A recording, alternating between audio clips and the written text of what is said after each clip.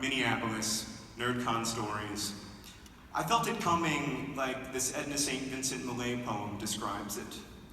The chill is in the air, which the wise know well and have even learned to bear. Night falls fast. Today is in the past.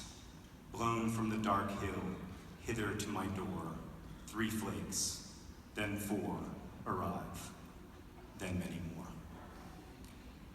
For a couple months, I'm a passenger in my consciousness.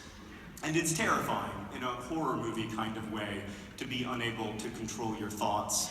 Man can do what he wills, Schopenhauer said, but he cannot will what he wills. And I'm unwilling. I can't think straight. I can only think in swirls and scribbles. Words don't make sense. At times, I can't even read off a menu. I feel useless. In 1998, I felt possessed. And now, I feel like I'm the demon, clinging to a self that at its core is no longer mine. Mental illness is stigmatized, but it's often also romanticized. Like if you Google the phrase "all artists are," the first suggestion is mad. We hear that genius is next to insanity. We see Carrie Mathison on Homeland going off her meds so that she can make the connections to discover the identity of terrorists and save America. And I understand that there are kernels of truth there, that many artists and storytellers do live with mental illness, but many also don't. And I guess what I want to say today is that you can be sane and be an artist.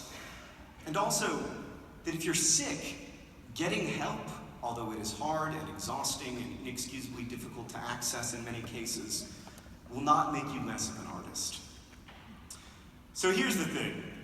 The Alaska implosion happened because I didn't yet understand what was wrong with me. The Sprite debacle happened because stuff happens. Because sometimes when you have a chronic illness, you get sick.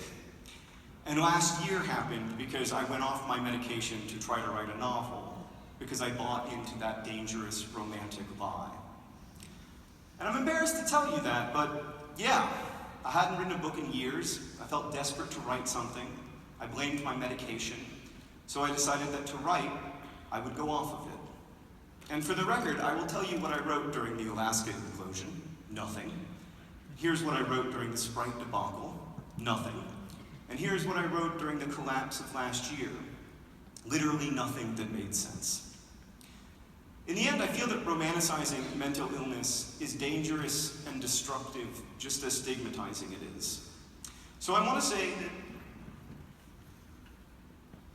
yes, I'm mentally ill and I'm not embarrassed about it.